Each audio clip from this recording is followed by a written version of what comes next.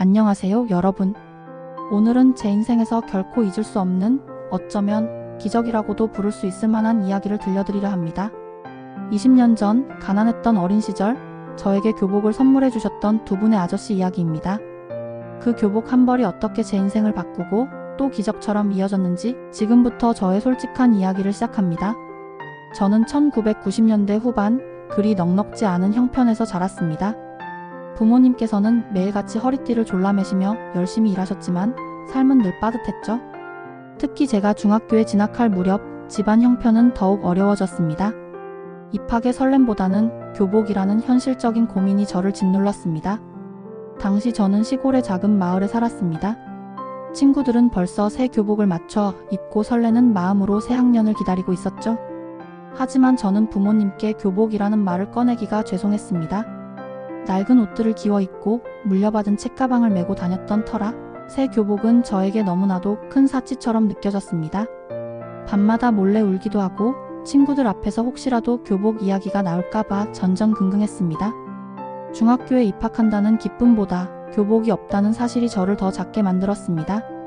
꿈 많고 해맑아야 할 14살 아이에게 교복은 단순한 옷이 아니었습니다. 그것은 평범함을 상징했고 또래 친구들과 어울릴 수 있는 자격처럼 느껴졌습니다.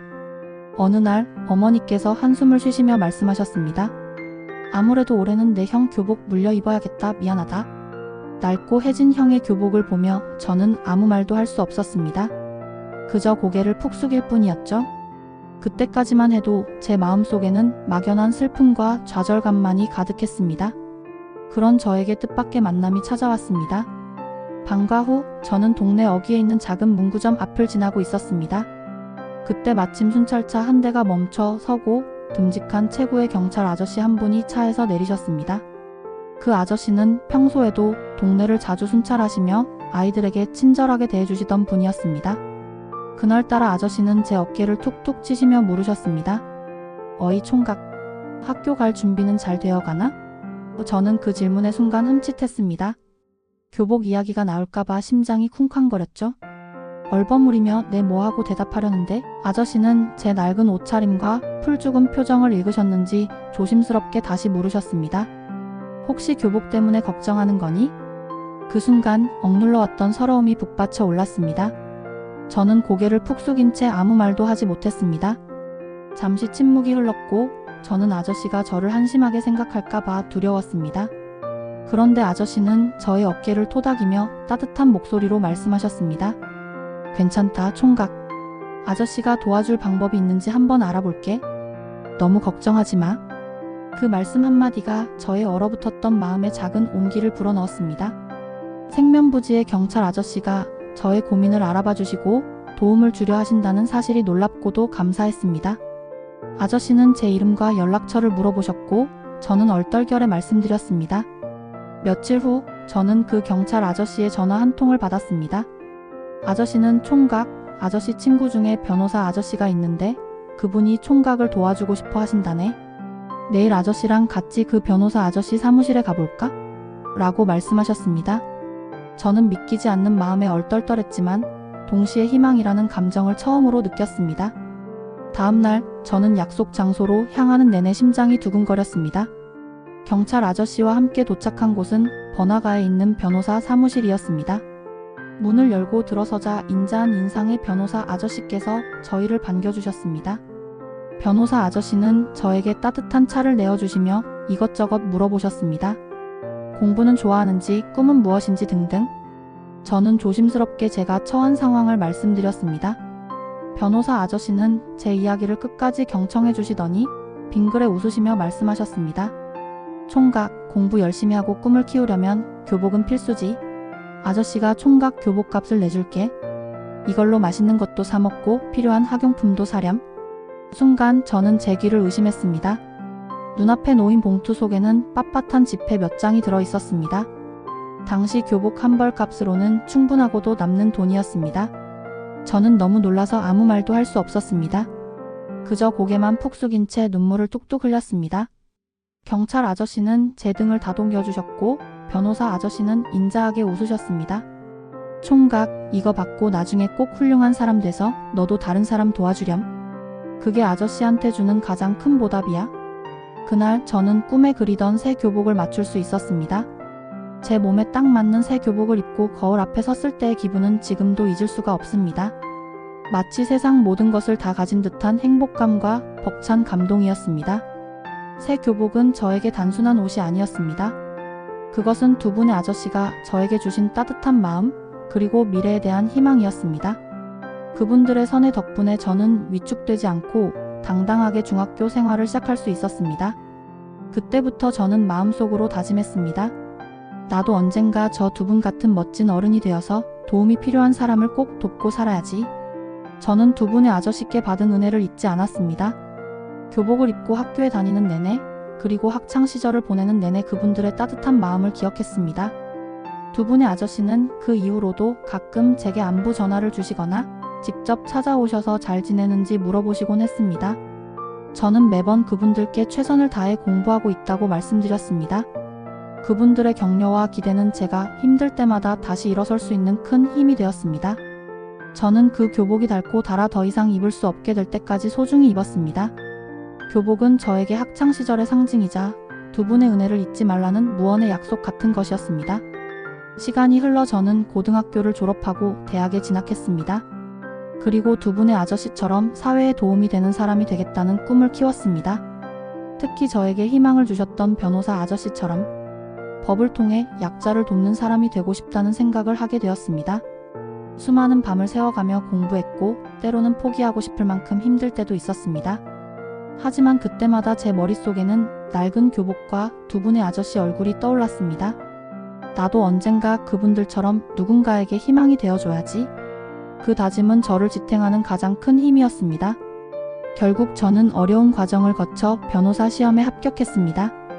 꿈에 그리던 변호사가 된 것이죠. 합격 소식을 들었을 때 가장 먼저 떠오른 것은 바로 그 두 분의 아저씨였습니다. 이제는 제가 받은 사랑을 돌려줄 때라고 생각했습니다. 변호사가 된 후 저는 가장 먼저 두 분의 아저씨를 찾아 나섰습니다. 수소문 끝에 먼저 경찰 아저씨의 소식을 들을 수 있었습니다.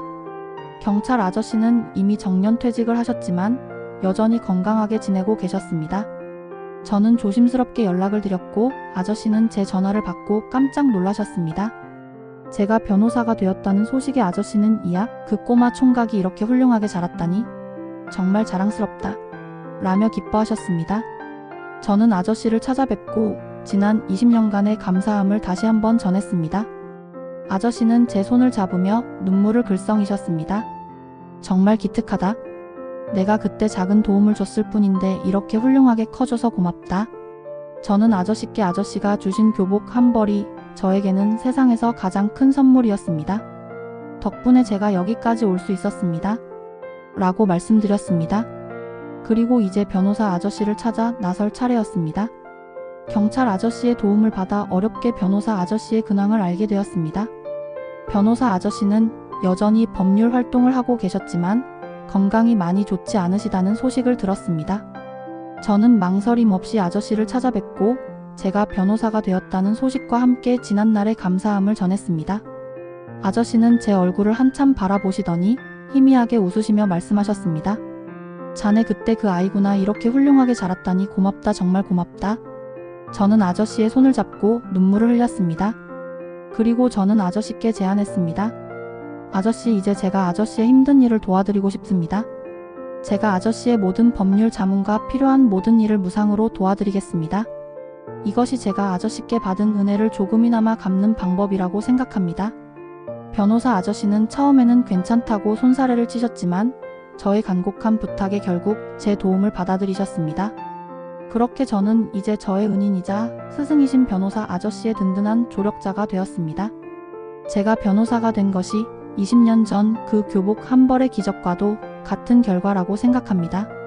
저의 작은 시작이 이렇게 큰 결실로 이어질 줄은 꿈에도 몰랐습니다. 저는 이 모든 과정을 통해 나눔의 진정한 가치를 깨달았습니다. 그리고 삶의 가장 큰 행복은 베푸는 것에 있다는 것을 배웠습니다. 이제 저는 변호사로서 도움이 필요한 이들을 돕는 일에 적극적으로 참여하고 있습니다.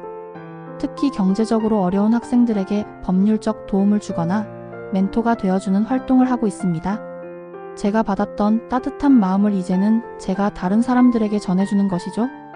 그때 그 경찰 아저씨와 변호사 아저씨께서 저에게 주셨던 교복 한 벌은 단순한 물질적인 도움이 아니었습니다. 그것은 희망이었고 가능성이었으며 인생의 나침반이었습니다. 어린 시절에 저는 몰랐습니다. 그저 교복이 없다는 사실에 슬퍼하고 좌절할 뿐이었죠. 하지만 두 분의 아저씨는 제가 보지 못했던 저의 가능성을 봐주셨고 제가 그 길을 걸어갈 수 있도록 작은 디딤돌을 놓아주셨습니다. 그리고 그 작은 디딤돌은 20년 후 저의 인생을 완전히 바꾸는 기적이 되었습니다. 나아가 저의 기적이 또 다른 누군가의 기적의 시작이 될 수 있다는 희망을 품게 되었습니다. 여러분, 이 세상에는 아직도 따뜻한 손길이 필요한 이들이 많습니다.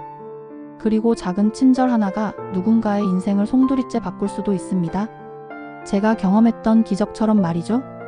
오늘 제 이야기가 여러분에게 작은 감동과 희망을 전해드렸기를 바랍니다. 여러분도 살면서 누군가의 작은 기적이 되어주시거나 기적을 경험하는 따뜻한 삶을 살아가시길 응원합니다. 제 이야기가 좋으셨다면 구독과 좋아요, 그리고 따뜻한 댓글 부탁드립니다. 여러분의 성원이 저에게 큰 힘이 됩니다.